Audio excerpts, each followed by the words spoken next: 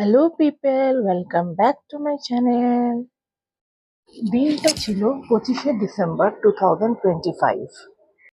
আমরা প্রায় 2 মাস আগে থেকে ডিসাইড করেছিলাম যে আমরা পুরুলিয়া যাব বাই রোড। আমরা দক্ষিণেশ্বর থেকে সকাল 9টায় বেরিয়ে পড়েছিলাম পুরুলিয়ার উদ্দেশ্যে। দক্ষিণেশ্বর থেকে পুরুলিয়া মোটামুটি 6.5-7 ঘন্টা লাগে, একদম ননস্টপ ড্রাইভিং। আর মাঝখানে ব্রেক নিতে চাইলে তো ওটা ডিপেন্ড করবে। দেখতেই পাচ্ছেন আমরা দুর্গাপুর ব্যারেজের ওখান থেকে যাচ্ছি। বাই রোড ট্রাভেল করায় মজাই আলাদা।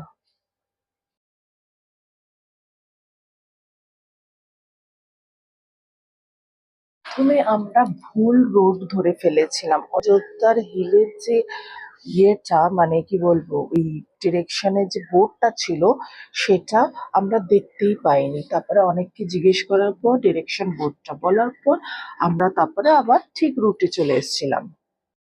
ওখানে পৌঁছাতে পৌঁছাতে আমাদের 6:30 হয়ে গেছিল।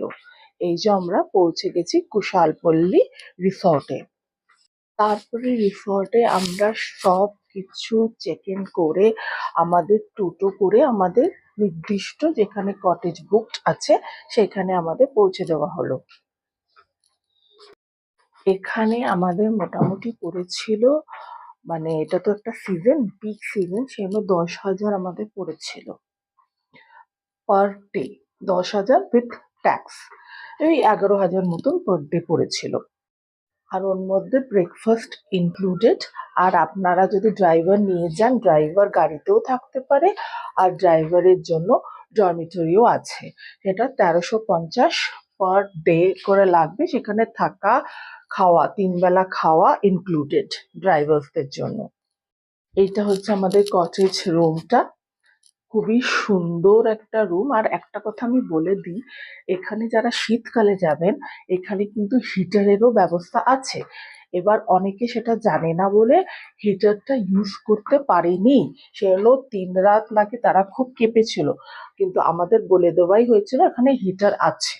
এটা হচ্ছে বাথরুম, নর্মালি যা যা থাকে সেইগুলোই আছে, স্পেশাল কিছু নেই। প্রথমে তো কাপ দেয়নি, তারপরে আমরা চেয়ে নিলাম, তারপরে কাপ দিয়েছে। এটা হচ্ছে ব্যাক সাইডটা, মানে এটাই অ্যাকচুয়ালি দেখে মনে হবে ফ্রন্ট সাইড, কিন্তু আমাদের নামানো হয়েছিল ওই সাইড দিয়ে, বিকজ লক সিস্টেমটা ওই সাইডেই আছে। এটা হচ্ছে ইভিনিং ভিউ। এটা একটা জিনিস আমি বুঝতে পারলাম, এটা তো মানে এখানে সূর্য কিন্তু অনেক দেরি করে অস্ত যায়। রাতে তো ভালোই ঘুমিয়েছিলাম হিটার অন করে। নেক্সট দিন আমরা আবার টোটোকে ডেকে নিলাম। ওদেরই ওখানে টোটো আছে, টোটো মানে ওদেরই হোটেলেরই টোটো, সেজন্য ডেকে নিলাম আমাদের ব্রেকফাস্টে নিয়ে যাওয়ার জন্য। আপনারা যতবার চান ডেকে নিতে পারবেন, কোনো প্রবলেম হবে না, এটা ফ্রি অফ কস্ট। এবার দেখে নেওয়া যাক কি কি ব্রেকফাস্টে আছে। প্রথমে তো ওখানে বাইরের সাইডে তো দেখলেন ওটা ডিম পোচ, ওমলেট, চা, কফি ওখানে বাইরে পাওয়া যায়। এটা হচ্ছে ভিতরে, ভিতরে তো নানান ধরনের জিনিস আছে। প্রথমে আমি ভাবলাম অপশন খুব কম, তারপরে দেখি ওই সাইডেও অনেকটাই আছে, মানে প্রচুর অপশনস আছে, প্রচুর। আমি তো এই ধোকলা নিলাম।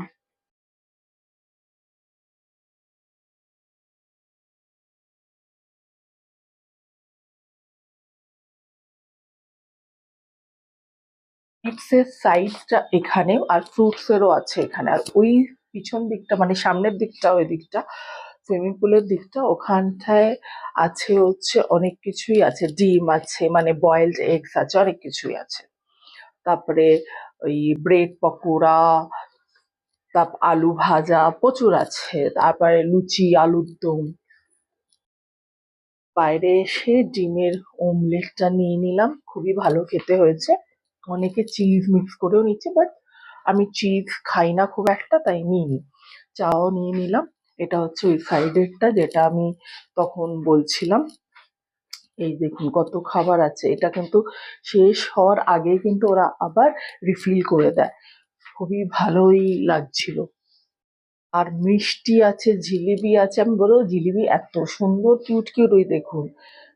আর বোঁদে আছে। এটা হচ্ছে সুইমিং পুলটা, এর কাছে বসেও আপনি খেতে পারবেন, বাইরেই আছে পাতা। এখানে বিয়ে বাড়িও ভাড়া নেওয়া হয়, সবকিছু হয় এখানে সেলিব্রেশন। আর ওদের রাতে ওখানে ছৌ ডান্সও হয়েছিল, বাট আমরা অত ঠান্ডায় আর বেরোইনি রাতে। আমরা ৩ জন গেছিলাম, তাই জন্য কটেজটায় বুক করেছি। তারপরে আমরা রেডি হয়ে আবার বেরিয়ে পড়লাম আমরা একটু ঘুরতে। যখন এসেছি একটু ঘুরবো না, বাইরে, এটা হতে পারে?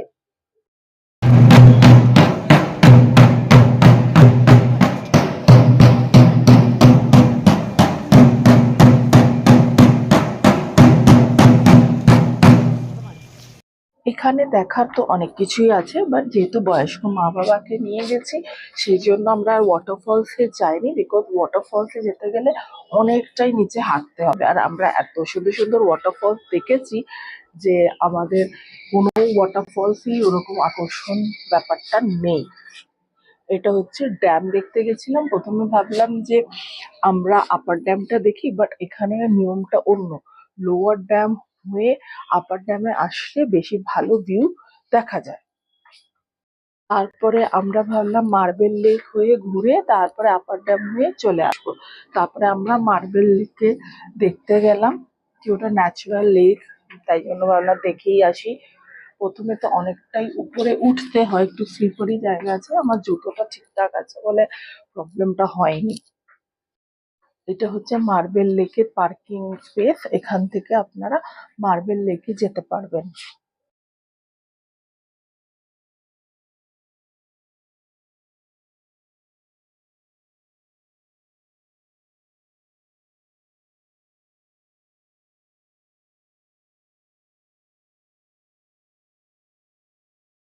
কিন্তু পার্কিং স্পেস থেকে অনেকটাই হাঁটতে হয় মার্বেল লেকে পৌঁছানোর জন্য। তারপরে একটা ছোট্ট মতন পাহাড়ের মতো, মানে একটু ট্রেক করতে হয়, বেশি না, একটু এরকম একটু উঁচু নিচু জায়গা আছে। ভালো জুতো না পরে আসলে কিন্তু ওই স্যান্ডে স্লিপ করতে পারে।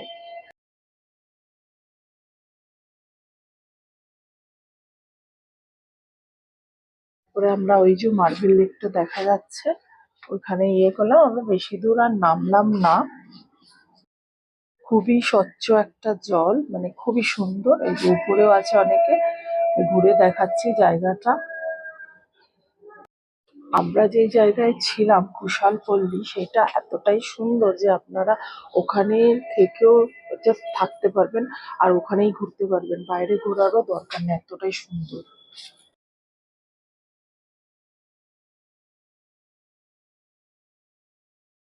তারপরে মার্বেল লেক দেখা হয়ে গেছে, এবার আমরা লোয়ার ড্যাম হয়ে বেরিয়ে যাব। এবার লোয়ার ড্যাম দেখতে গেলে ওই লোয়ার ড্যাম আপার ড্যাম যেটা দেখালাম ওখান থেকেই বেরোতে হবে। লোয়ার ড্যামটা কিন্তু খুব সুন্দর। এটা হচ্ছে লোয়ার ড্যামটা, দেখুন এত সুন্দর, মানে দেখতে আর এত ক্লিয়ার কাট যে খুব ভালো লাগছিল। একদিকে এরকম জল আর অন্যদিকে পুরো পাহাড়, মানে খুবই ভালো একটা সিনিক ভিউ এটা বলা যায়।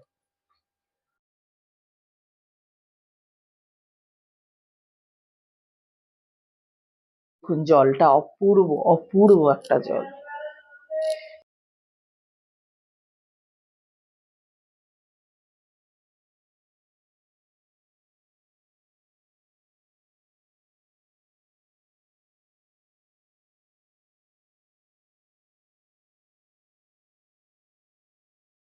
অবশ্যই ভিজিট করুন।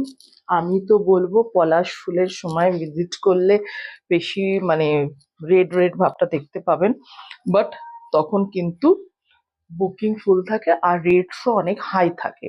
তারপরে আমাদের দেখা হয়ে গিয়ে এবার আমরা বললাম কি একটু আমাদের পুরো এই কুশালপল্লীর যে এরিয়াটা আছে সেই এরিয়াটা পুরো টোটো করে ঘোরাতে। তো ওরা সেটাও ব্যবস্থা করে দেয়, খুবই সুন্দর ফটোজেনিক একটা জায়গা।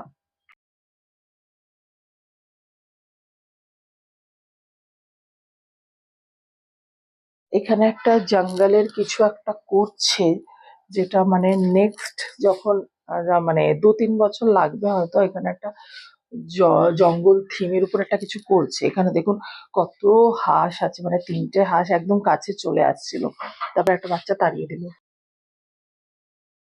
এটা হচ্ছে ওদের বিচ বলে, এটা মানে যেহেতু এটা পুরো বালির, সেই জন্য এটাকে বিচ বলে। এখানেও আপনারা ফটো ফটো তুলতে পারবেন, খুবই ভালো জায়গা। মানে বললাম না, এখানে থেকেও আপনারা পুরোটা এনজয় করতে পারবেন, এমন না যে বাইরে বেরোতে হবে।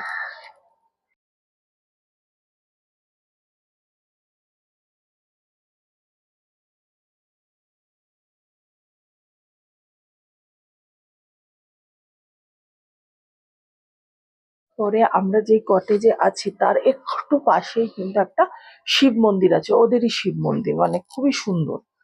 দেখে প্রথমে দূর থেকে ভাবছিলাম বিয়ের মণ্ডপ, তারপরে দেখছি না, এখানে শিব ঠাকুর আছে, এখানে পুজো হয়, পুরোহিত এসে পুজো করেও যায়। আর ওই যে ওই এরিয়াটা এতটাই ঠান্ডা লাগছিল, আমি দাঁড়াতেও পারছিলাম না, খুব সুন্দর। মানে যারা ধরুন বিয়ে করলো এখানে এসে শিব ঠাকুরের কাছে আশীর্বাদ নেয়। এইটা একটা ছোট্ট ওদের শিল্প মিউজিয়াম মতন আছে।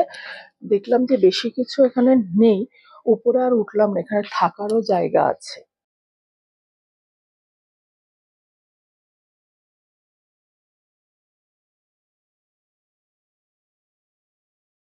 ওই যে নিচে টোটোটা দাঁড়িয়ে আছে, ওটা অ্যাকচুয়ালি ঠিক টোটো না, বাট ওরকম, ওটাকে বলে গল্ফ কার্ট। এরা যেটা বলে ওটা গল্ফ কার্ট। ওটা করেই আমরা মানে ঘুরেছি, প্লাস রুম থেকে খাবার জায়গায় নিয়ে যাওয়া। এটা হচ্ছে ইভিনিং ভিউটা।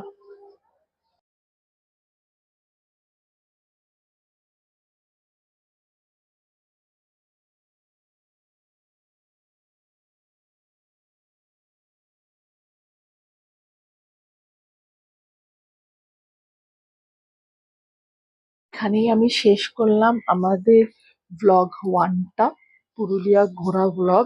এবার ব্লগ টু এর জন্য, নেক্সট পার্টের জন্য ওয়েট করুন। Thanks for watching.